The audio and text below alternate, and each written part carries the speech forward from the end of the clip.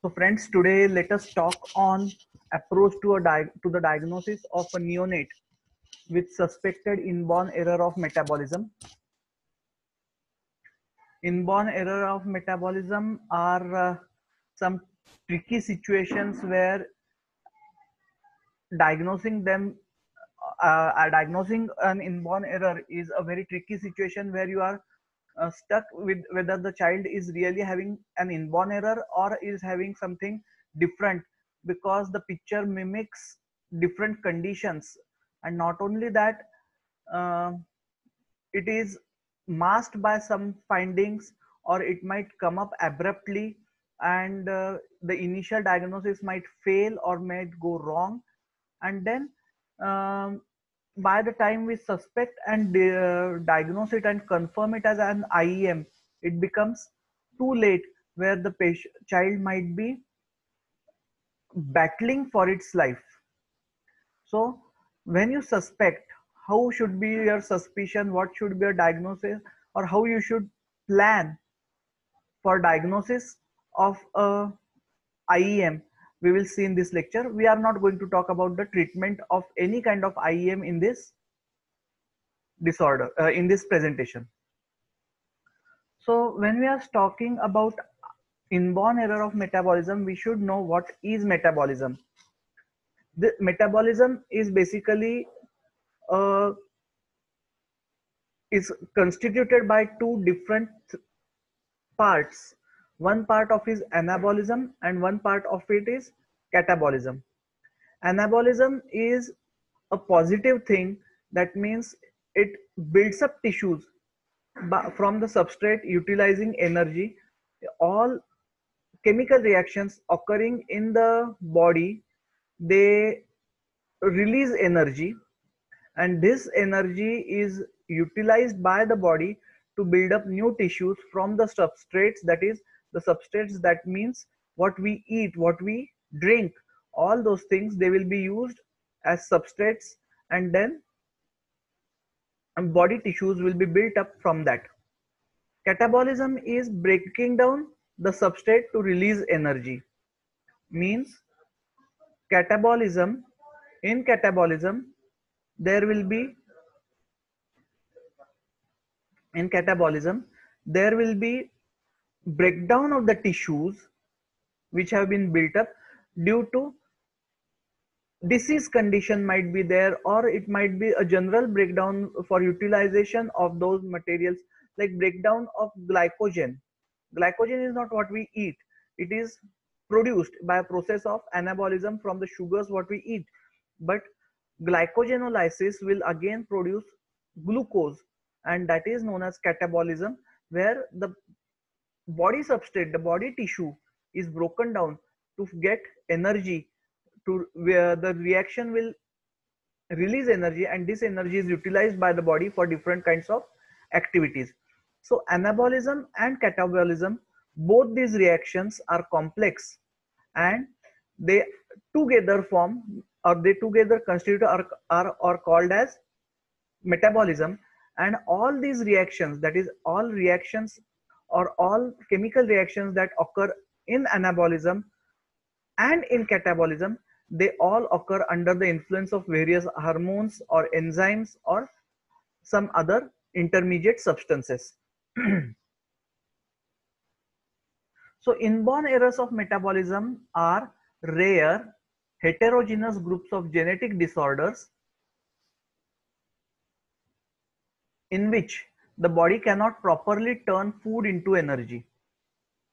The disorders are usually caused by defects in non-specific proteins, that is enzymes, that help break down, that is metabolize the parts of food. Now we can see this definition of IEM consists of so many things. The first part is inborn error of metabolism are rare heterogeneous group of genetic disorders. So the first thing what we must know here is right, these are genetic disorders.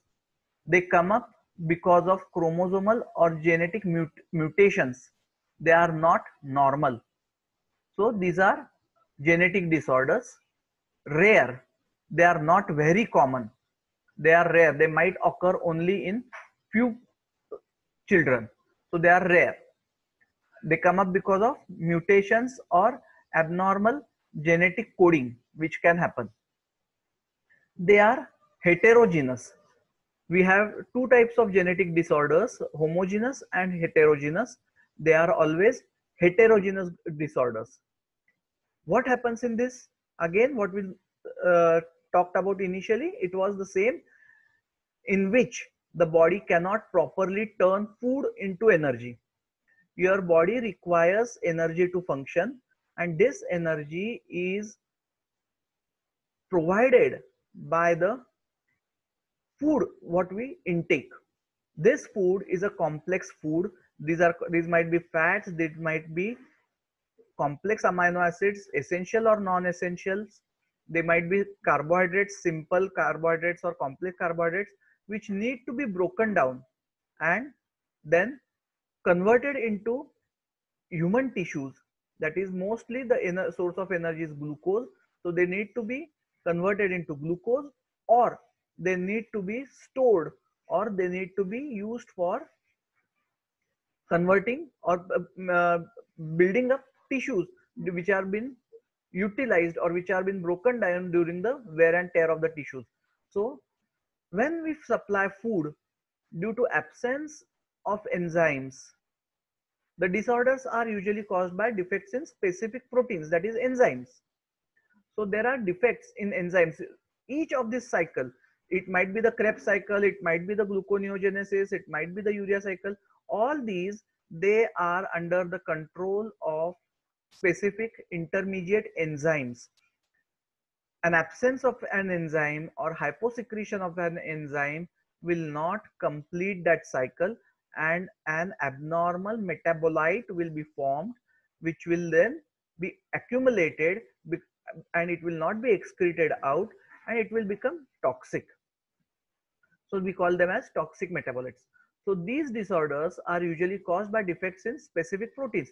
These defects might be hyposecretion, or they might be absent.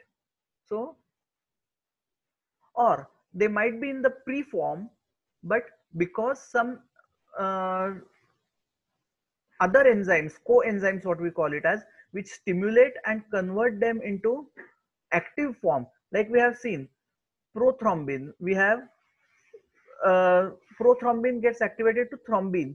So that requires some intermediate enzyme to act. Or during clotting also, we have seen that unless and until there is calcium in the blood, it is not going to start activating of the 10th factor.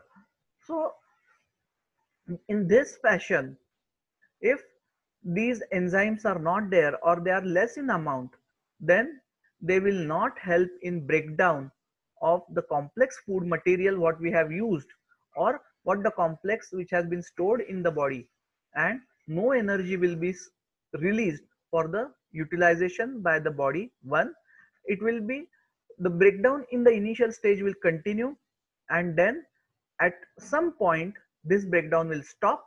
It will not be converted into its end product, and then it will lead to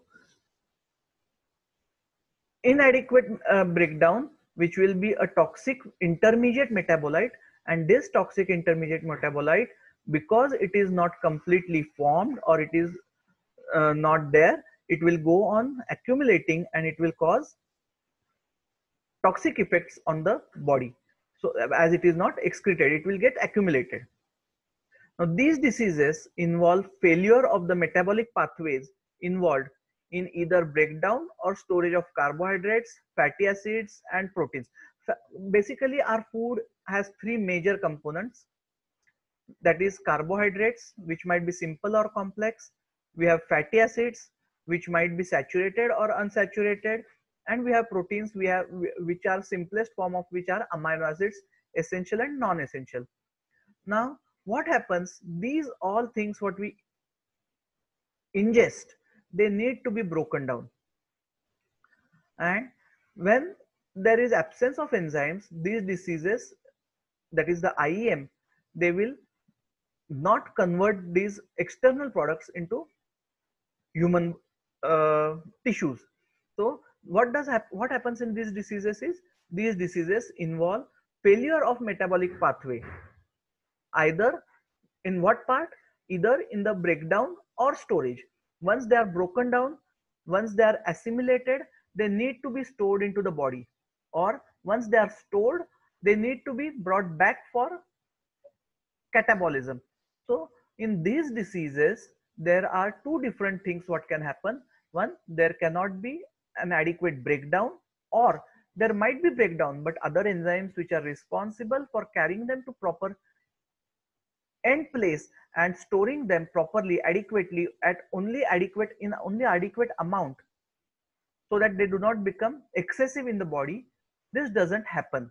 That is all under an enzymatic influence. Now, because of the deficiency of this, there will be excessive storage, or there will be no storage, or there will be no breakdown, and it will be passed off as it is. So these IEM can be classified under two parts. One is storage diseases, where there is defect with the storage of the metabolite, the end product. That storage includes storage and excretion. And second one is the breakdown. So we have two parts which we have seen. One is the breakdown part or the metabolism part, and second one is the storage part.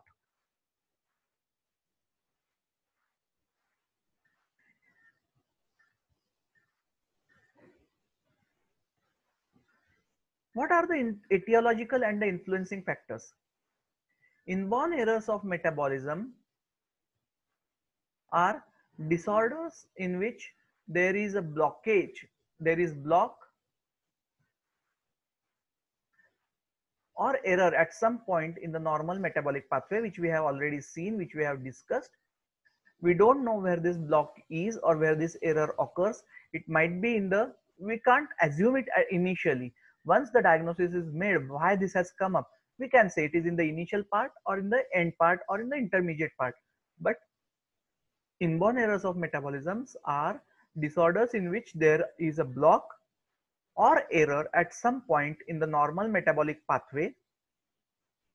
These generally occur due to spontaneous mutation in the gene coding for proteins that function in metabolism.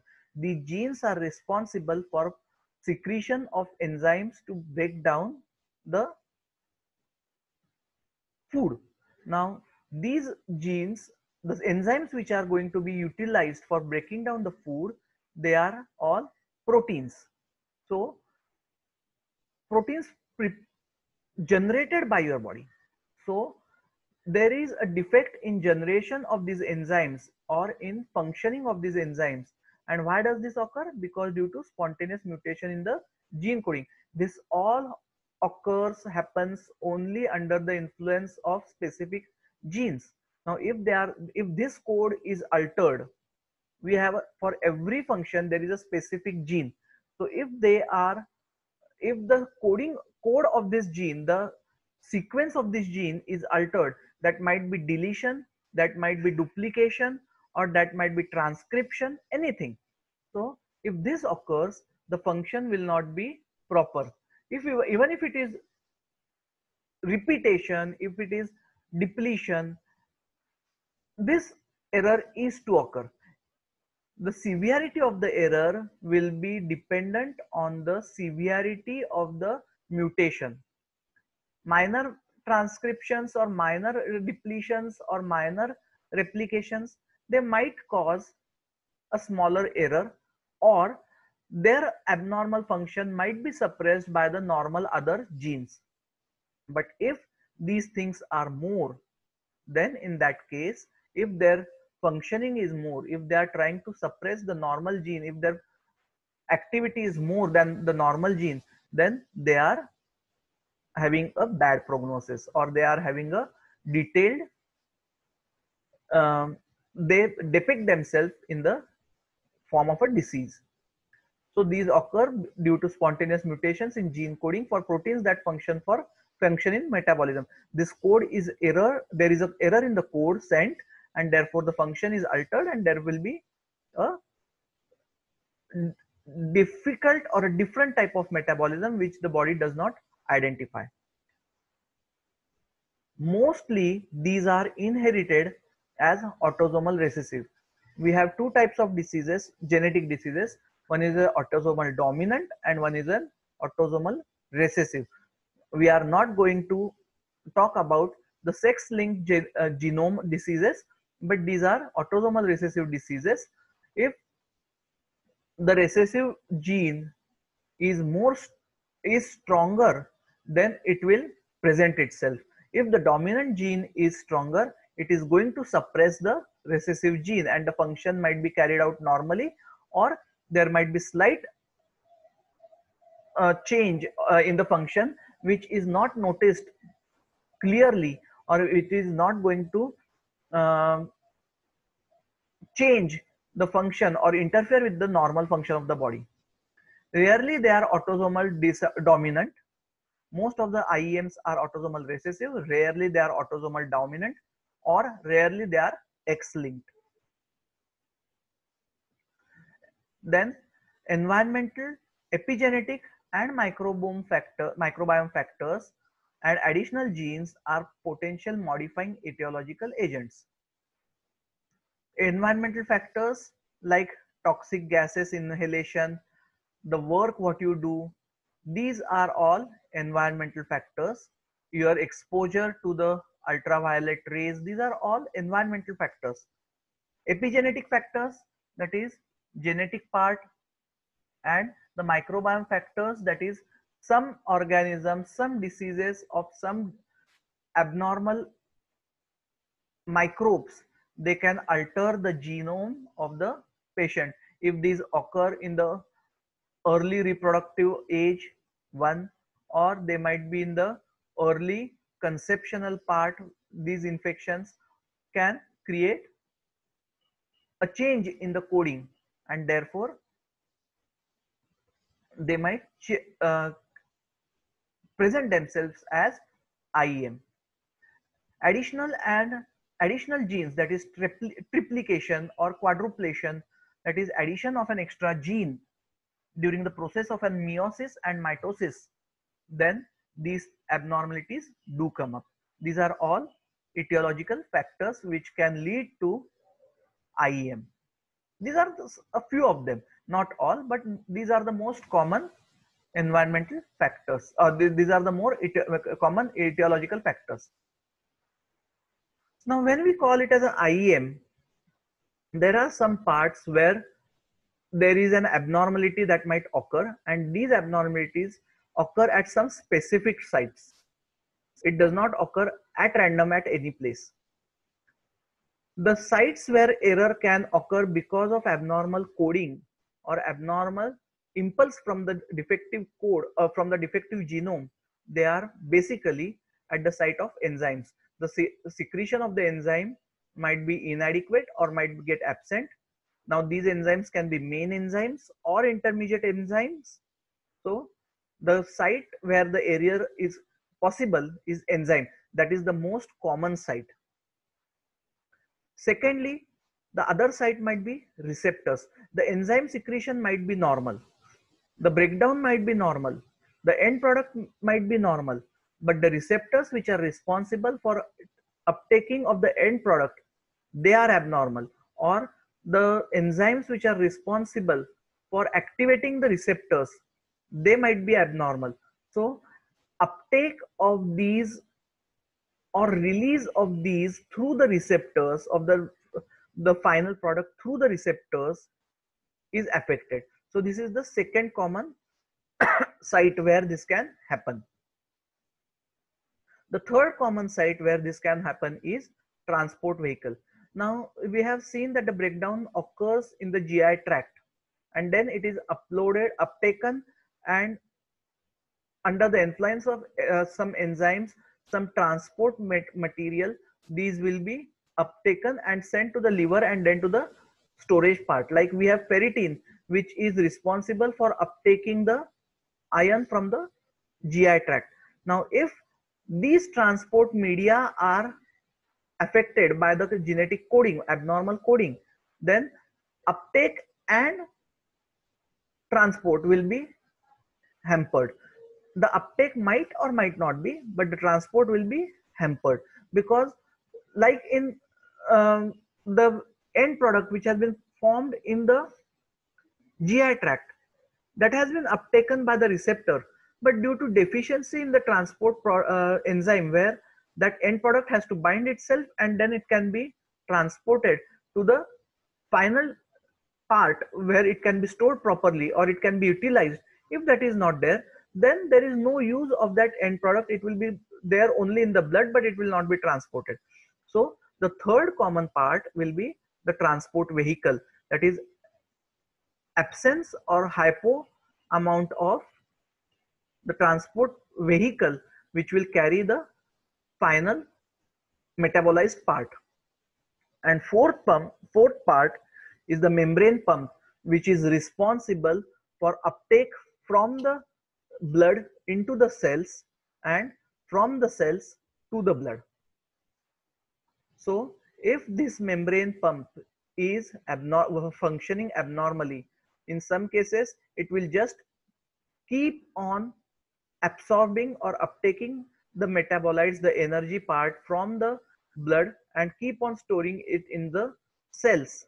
But after utilization of the cell by the cell, if the metabolite, the toxic end product, is not excreted out from the cell, then in such a case the toxic metabolite will also remain in the cell and it will kill the cell or it will damage the cell.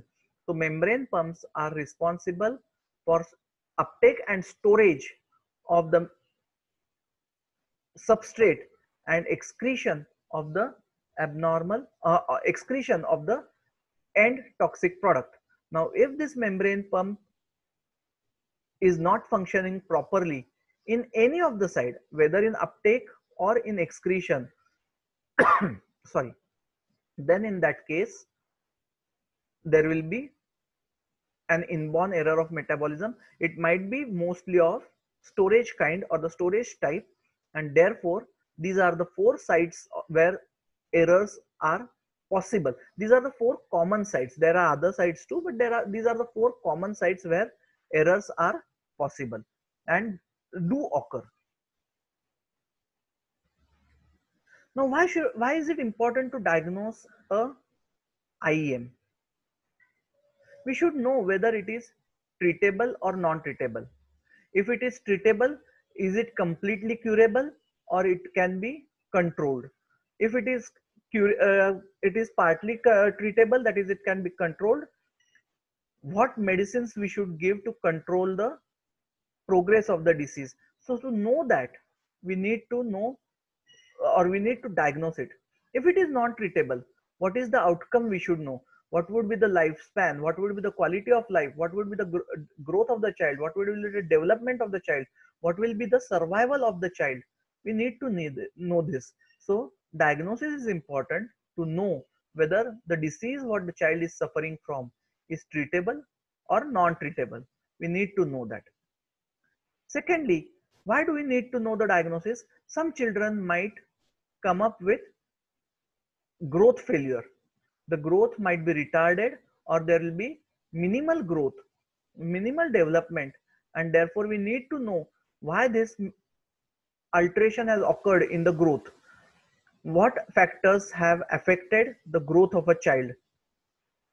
Whether it is failure to thrive due to some other reason or whether it is failure to thrive because of IEM, we need to know that, and therefore we need to diagnose it as early as possible.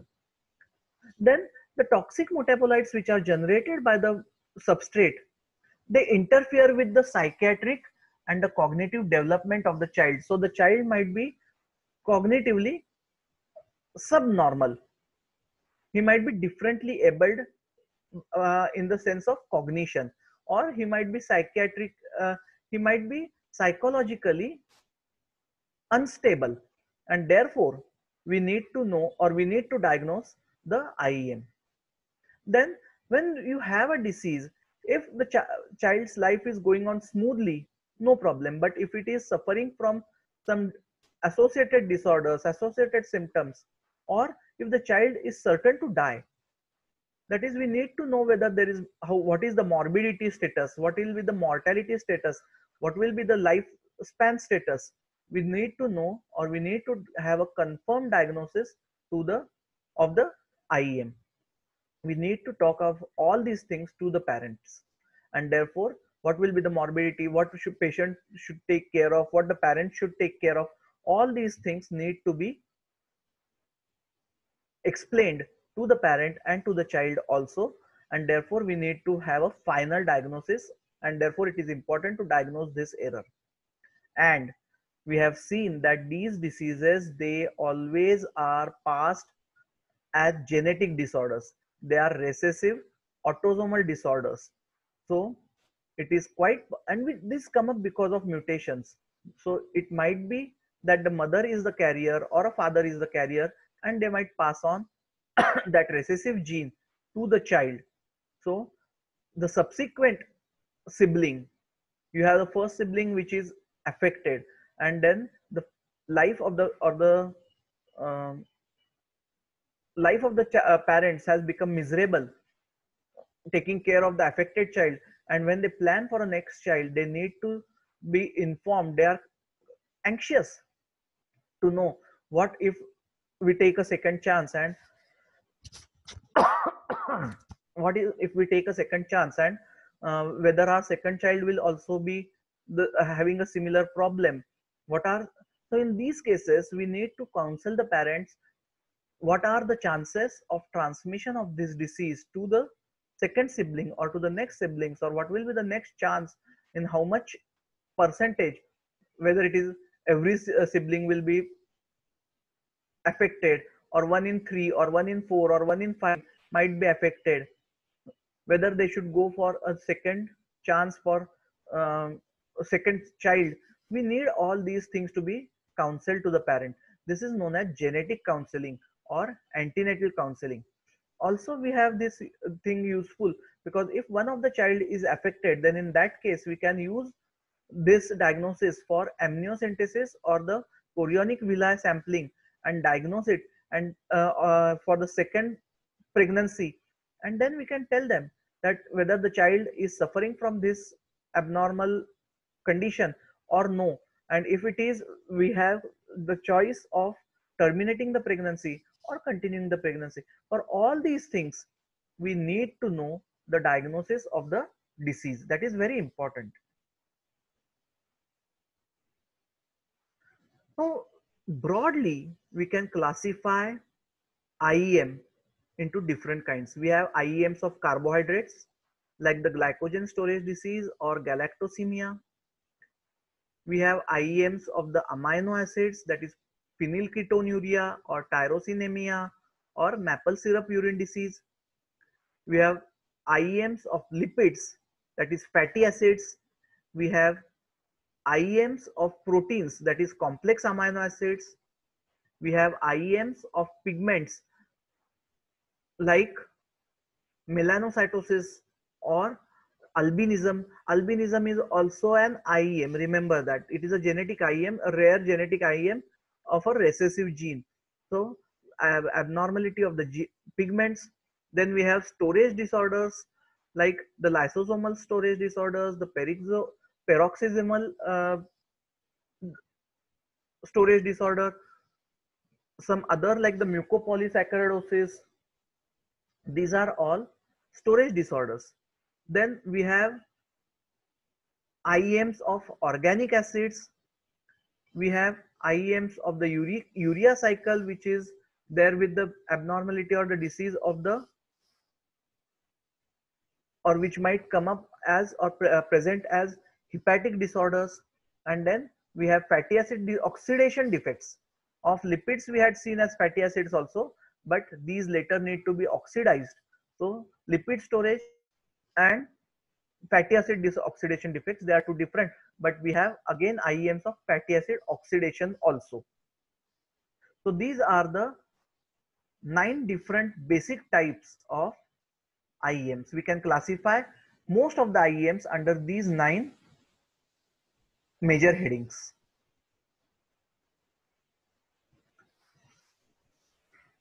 The question comes up, when and how should we suspect that this child might be an IEM, might be having an IEM?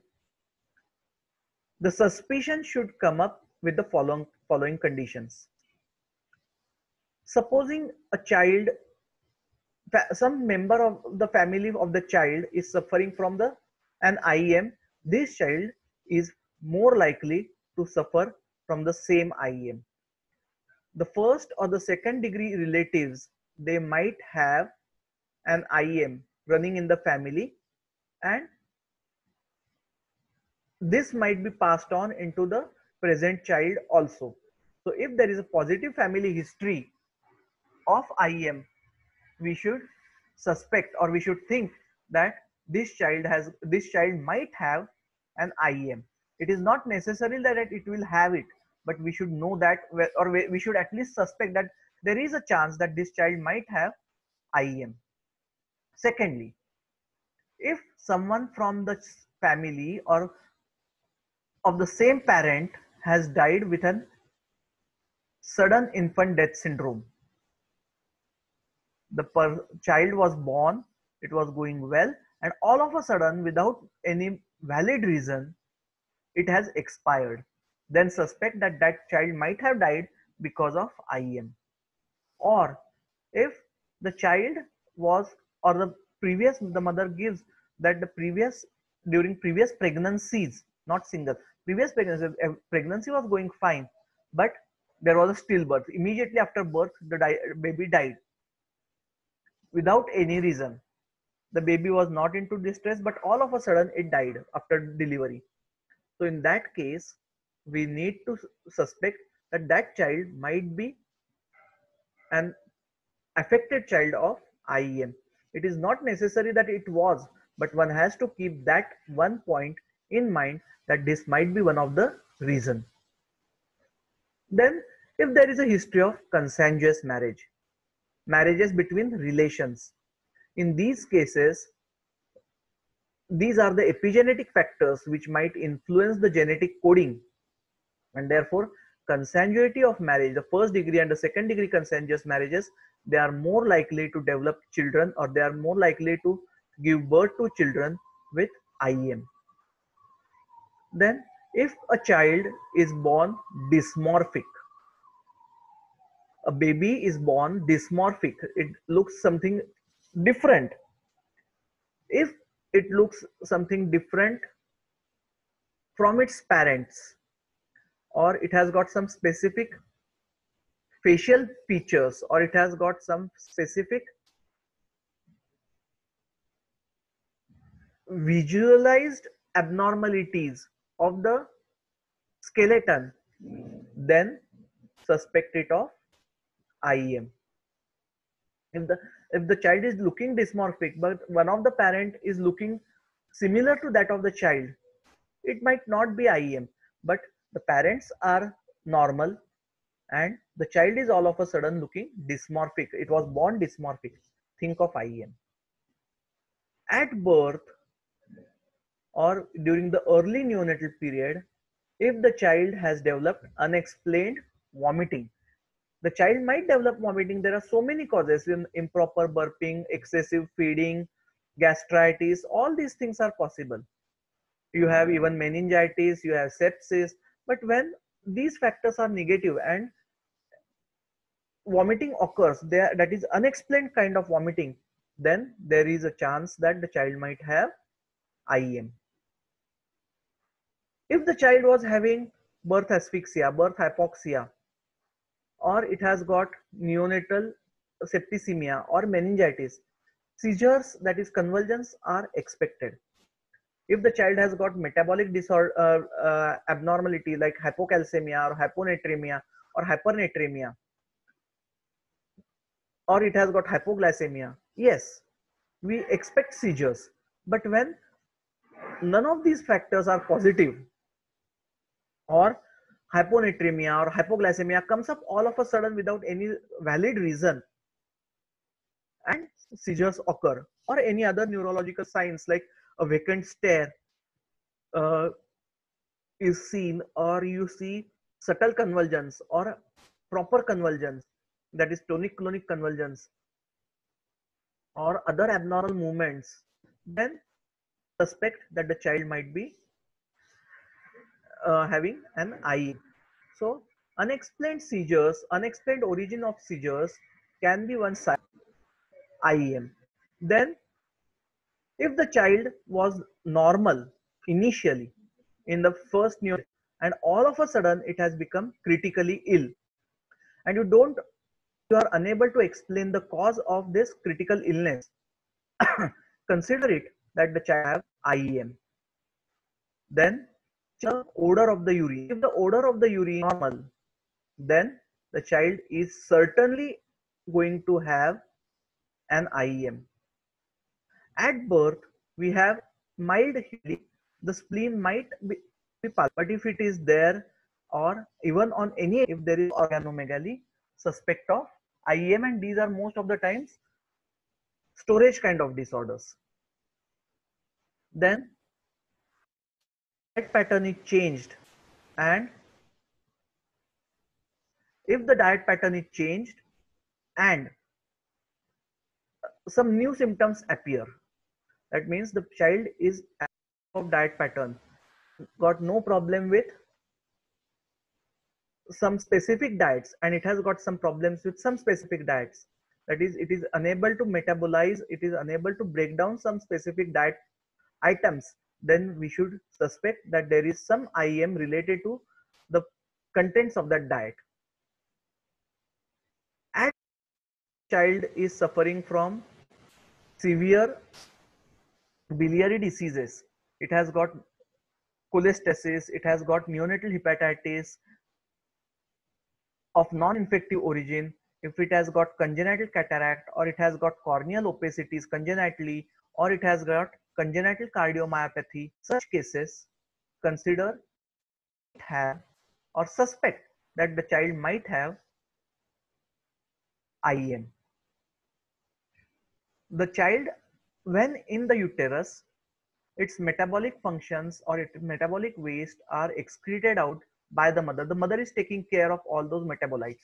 Through the placenta, these metabolites are transferred to the mother and they are then excreted by the mother. After birth, this function has to be carried out by the child itself. And when the metabolites start accumulating and the child is unable to excrete those out, there will be immediate change in the biochemical parameters of the child. And if these biochemical parameters change in these biochemical parameters is unexplained, then there is a high chance that the child might have an IEM. If children or if neonates have sudden attacks of hypoglycemia or hyperammonemia, which cannot be explained, which cannot be traced out, if the child was not fed and it went into hypoglycemia, it is acceptable. If the child is into sepsis and went into hypoglycemia, acceptable. If the child was continuously vomiting and it went into hypoglycemia, acceptable. If the child was having sepsis and neonatal hepatitis of infective origin and then it developed hyperammonemia, acceptable. But if hypoglycemia and hyperammonemia are not traced, the reason for these is not traced properly or is unexplainable, there is a high chance that the child has IEM. If there was hypoxia, the child is going to have acidosis, metabolic acidosis.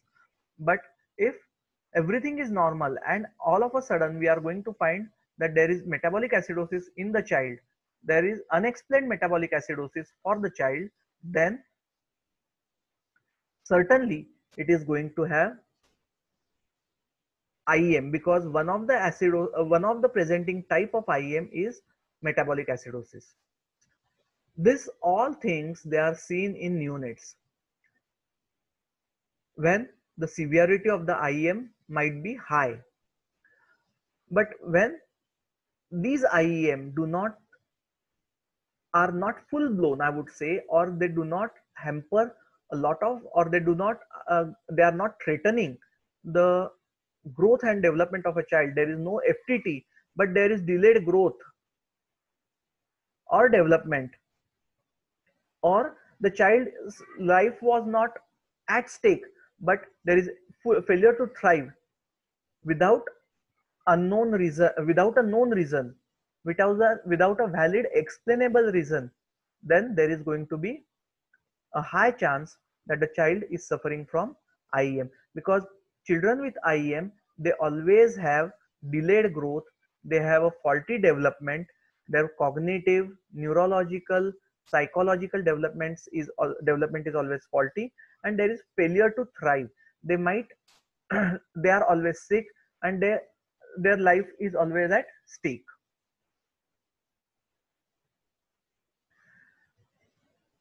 Clinically, you can suspect what kind of disorder the child has, because IEM presents by 6 different types of clinical presentations. It is a clinical syndrome, we will call it. These 6 clinical syndromes can cause or can be an early marker of IEM. The 6 clinical presentations are neurological, the commonest one. The child comes up with neurological presentation or clinical neurological syndrome. We are going to see those in details. Neurological. Second one is the metabolic acidosis syndrome. The third one is hypoglycemic syndrome. The fourth one is the biliary syndrome, means the involvement of liver. Liver is predominantly involved. The fifth one is the cardiological syndrome. All these 5, they have functional abnormalities, whereas the sixth one, which is the dysmorphism, is the skeletal disorder, and all the children who come up or who present with IEM, who are born with IEM, they are going to have either one or multiple of these clinical presentations. That means a child having a neurological presentation might have an IEM, or we will say the other way. If a child has an IEM, he might present only with neurological and acidotic, or neurological and hypoglycemic, or acidotic and biliary, anything, any permutation combination. So the presentation might be a single of these 6 or multiple of these presentations. The clinical suspicion would come up, or the clinical syndromes will be of these 6 different types. The neurological presentation is the commonest presentation. The child is normal at birth, and it is asymptomatic for nearly about 2 days. And all of a sudden, the child develops symptoms similar to that of acute encephalopathy or acute meningitis. And these are rapidly worsening symptoms. They do not progress. In a normal case of encephalopathy or a normal case of meningitis, we would have seen that the child has progressed, showing some minor signs, then some detailed signs, then some more worsening signs. But over here, there will be an acute severe presentation of symptoms similar to that of encephalopathy, and they will be rapidly worsening. There will be a vast change, there will be an immediate, very large change in the symptoms, in the condition of the child, and the child might worsen very fast. These children, they will always have poor feeding and severe vomiting. This severe vomiting is going to lead to then later on into metabolic acidosis, electrolyte imbalances.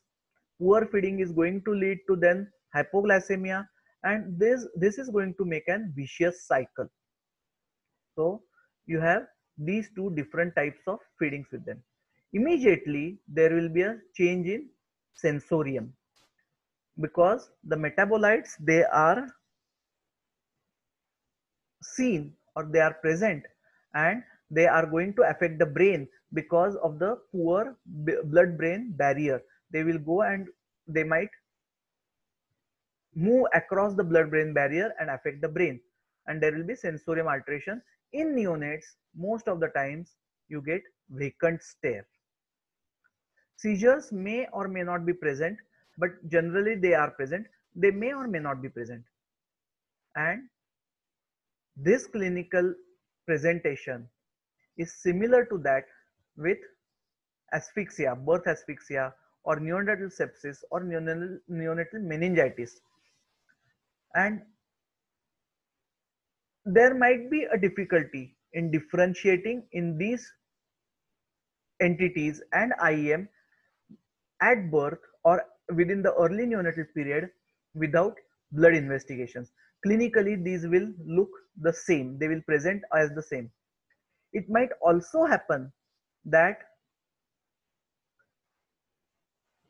IEM may precipitate asphyxia, sepsis, or meningitis, or other ways also, that these three disorders, asphyxia, sepsis, meningitis, they might act as environmental factors or triggering factors to for the IEM to present itself. It might initiate a response, or it might initiate an impulse so that the IEM comes into frame.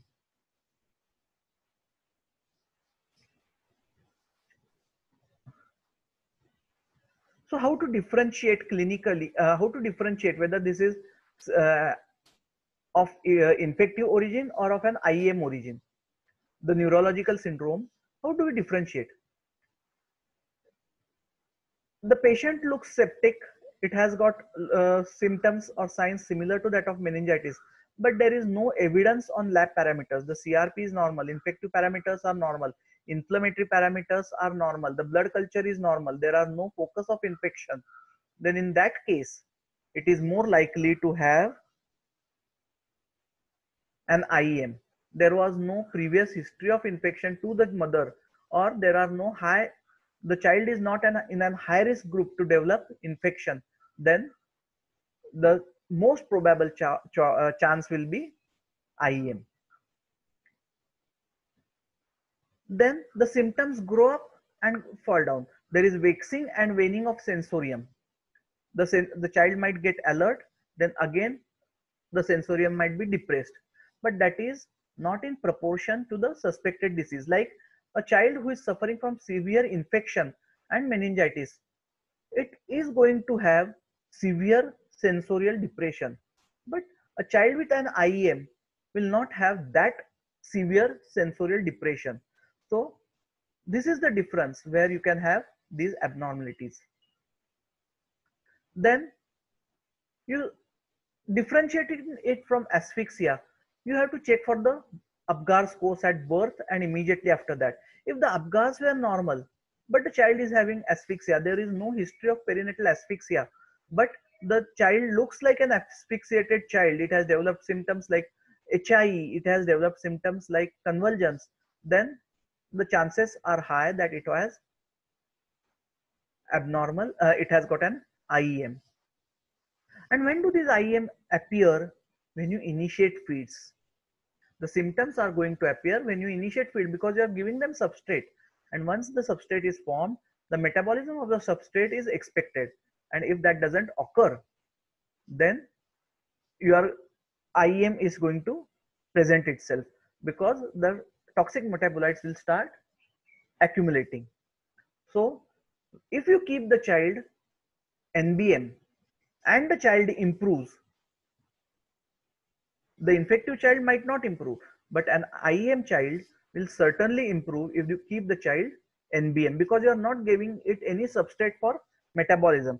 So the amount of toxic metabolites will be reduced automatically and the child will improve. The second presentation is the metabolic acidosis presentation. This presentation is generally associated with neurological and biliary presentation. In metabolic acidosis presentation, the signs of neurological presentation might be there most of the times along with biliary presentations. It rarely comes up as an pure metabolic acidosis. Metabolic acidosis will be a dominant finding. The others are secondary. The cause of acidosis is unknown. The child was not hypoxic. The child is not dehydrated, but still it is coming up with acidosis. So there is an unexplained cause of acidosis. Then acidosis out of the clinical presentation level of sickness. That means the child is looking sick, but on lab parameters the acidosis is severely high. The child is not looking that toxic, but lab parameters are showing severe metabolic acidosis. So in comparison to the level of sickness, the lab parameters are severely deranged. Then we have seen that the child was not dehydrated, there is no fluid deficit, but still acidosis persists. You have corrected the dehydration, but still acidosis persists. Or acidosis arises due to acid accumulation or base loss through urine, that is bicarbonate loss through urine. So this is the typical metabolic acidosis presentation.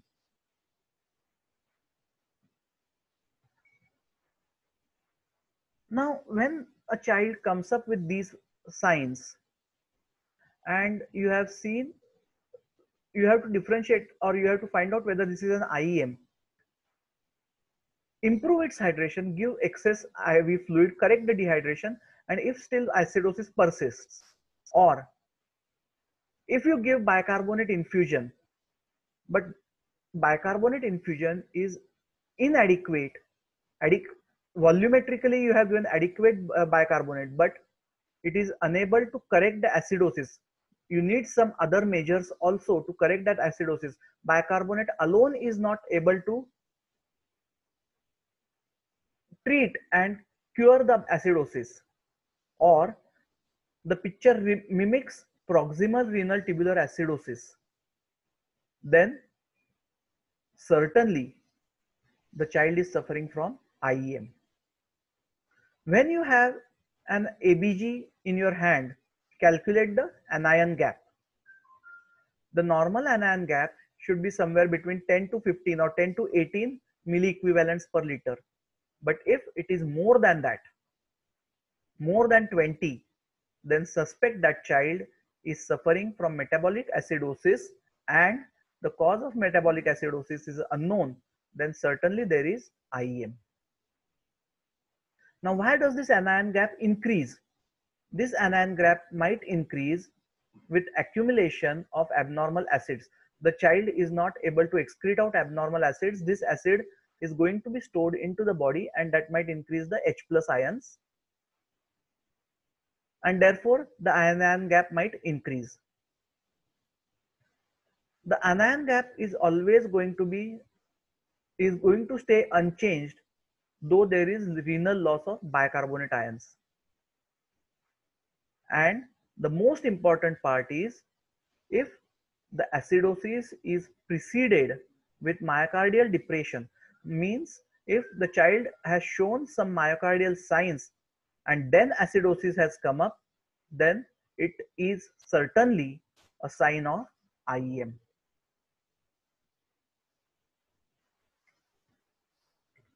So in which conditions do we have, or a child might present with metabolic acidosis? Which kind of IEM?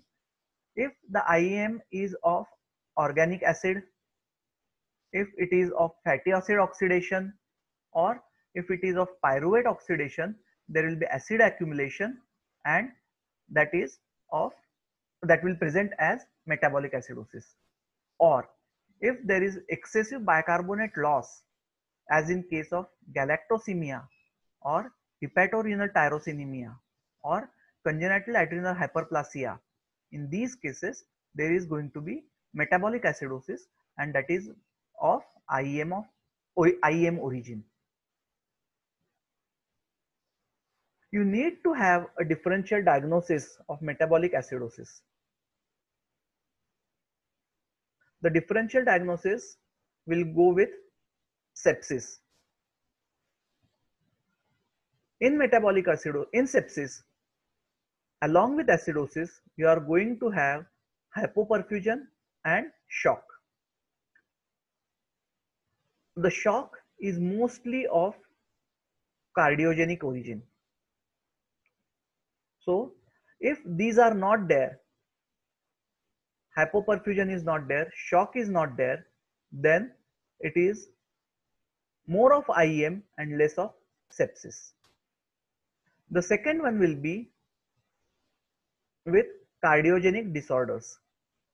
Ductus dependent left-sided cardiac obstruction can cause a cardiogenic shock.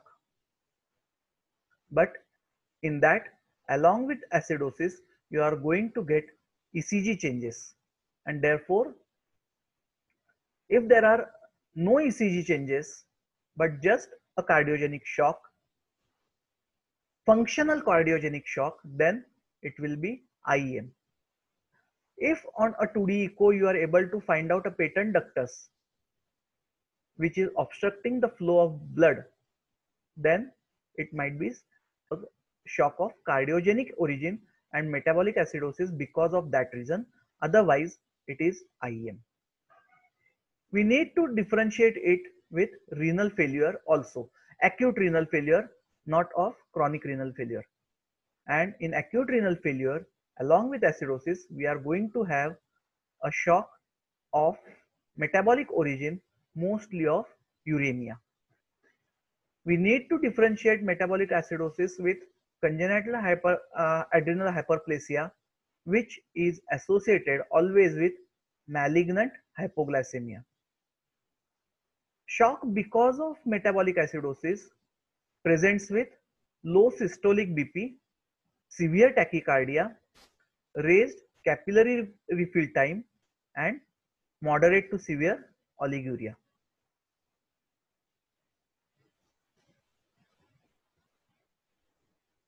In metabolic acidosis, if it is of an IEM origin, it will later on cause myocardial depression. But in compensated shock, degree of acidosis would commensurate the clinical signs. Means in compensated shock, the severity of the shock will show the severity clinically also. Whereas in case of IEM, the relation of the severity of the shock and the severity of the clinical symptoms will vary. They are not in synchronization to each other.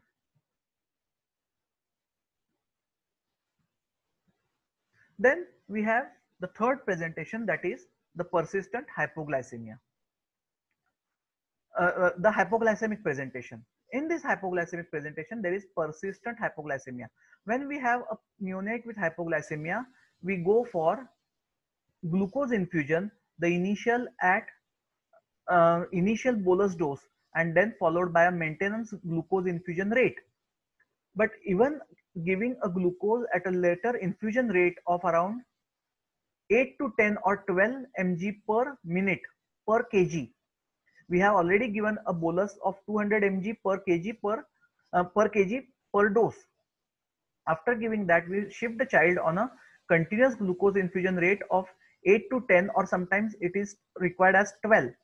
So even if at that level the hypoglycemia is not corrected, then there is some other pathological condition which might be there causing hypoglycemia, and the commonest one is inborn errors. If we are increasing, means if the child is on full feed and still the child is hypoglycemic, we give more and more feeds and still hypoglycemia persists, then certainly the child is suffering from carbohydrate category of inborn errors, and that will lead to hypoglycemia, and this hypoglycemia is certainly diagnostic of IEM. So these 2 points, initial persistent hypoglycemia and correction of hypoglycemia, or if the child presenting with hypoglycemia when even on full feeds, is diagnostic of IEM. And these are the generally seen, or these are the primary events in errors with carbohydrate metabolism. In other cycles, you can see these as secondary to gluconeogenesis, because inhibition of gluconeogenesis occurs by intermediate metabolites. When there is hypoglycemia, there will be gluconeogenesis, and If this gluconeogenesis is hampered or inhibited by intermediate metabolites, hypoglycemia is going to persist. And this, if hypoglycemic presentation is there, the most common causes of most common IEMs are galactosemia, glycogen storage disease, tyrosinemia, fatty acid oxidation defects, or organic acidemias. The differentiation or differential diagnosis of hypoglycemia should be done with hyperinsulinemia. A prematurely born child, a severely premature born child will always have hypoglycemia. You need to give him more and more of glucose. If the child is suffering, or if the child is born small for gestational age, that is, it was IUGR, and if there are some other endocrinal disorders. If these factors are not there, which can cause hypoglycemia, then we should think of IEM.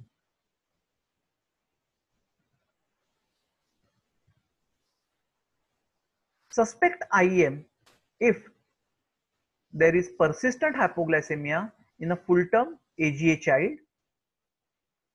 If the onset of hypoglycemia in a neonate occurs after DOL2, that is on the second day or after that, where the child is on full feeds, and if electrolytes are normal but there are abnormal blood gases. If any of these three conditions are there, that means a full-term child with persistent hypoglycemia, a full-term neonate on or after second or third day of life, where it is taking full feeds and still it is showing hypoglycemia or it has developed hypoglycemia, and if the child is having normal serum electrolytes but abnormal blood gases, then the child is suffering from IEM rather than some other disease.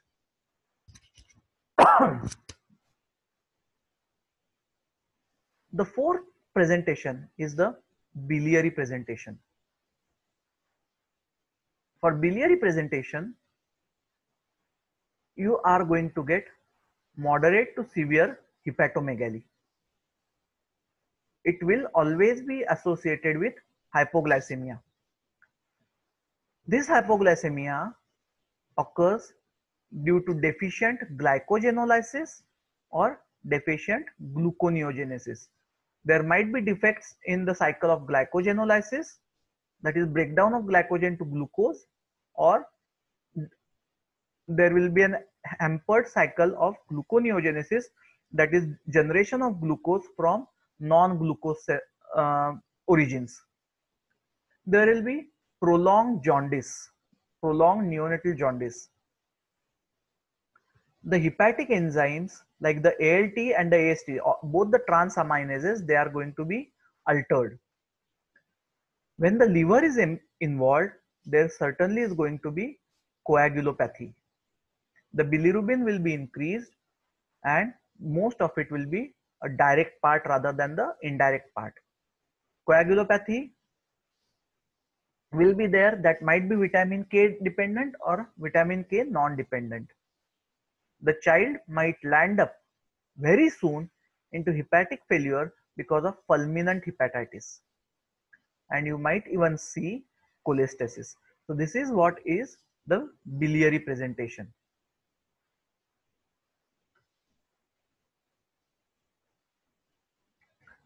Now, children who are seen or who have a biliary presentation of IEM, the best thing of that is these children, if they are diagnosed early with an exact IEM, what the IEM the child is suffering from, then they can be, that disease or ill effects of that disease can be controlled.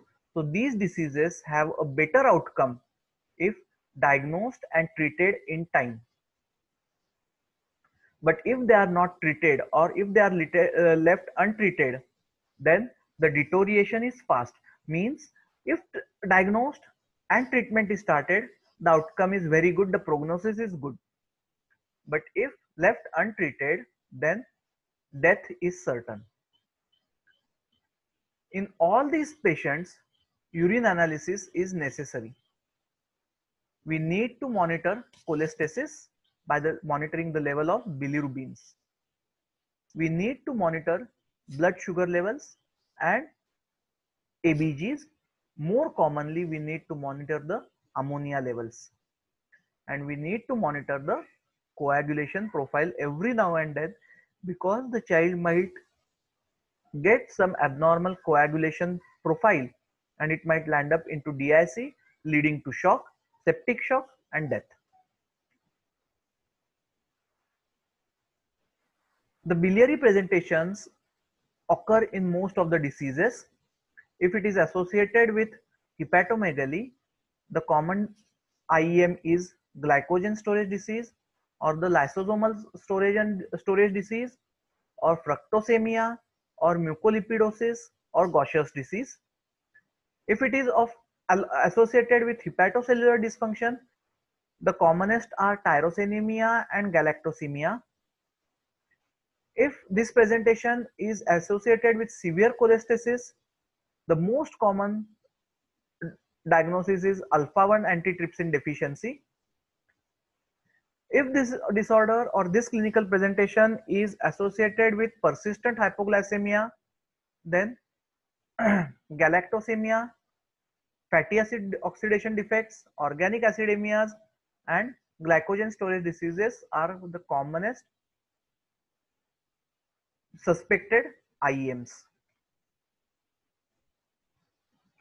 The next presentation will be the cardiogenic presentation.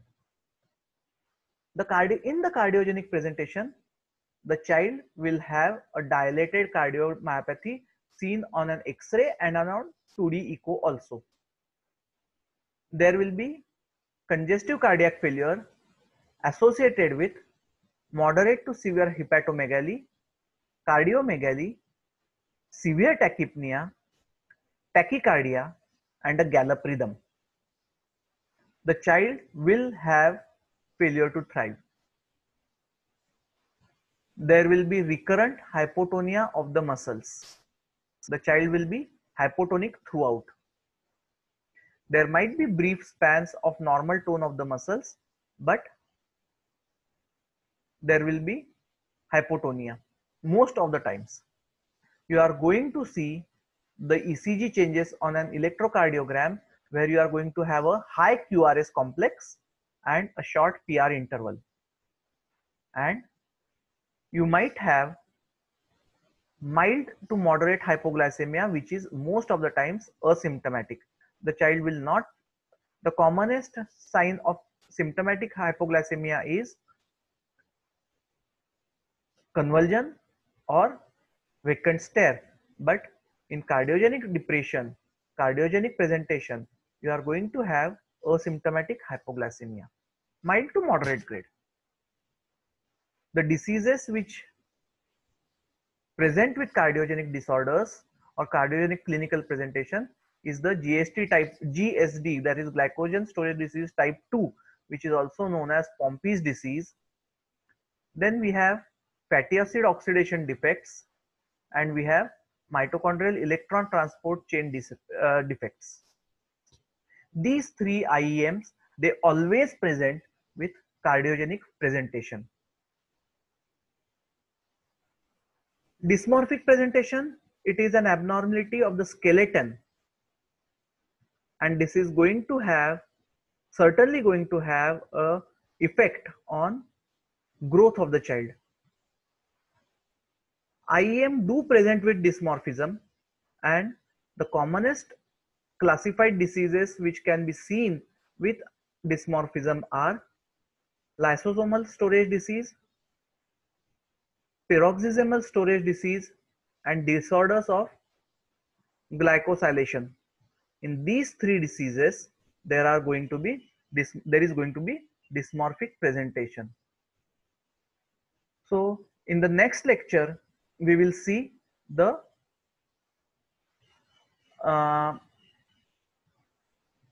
investigation part and the diagnostic part, how to go ahead with diagnosis and how to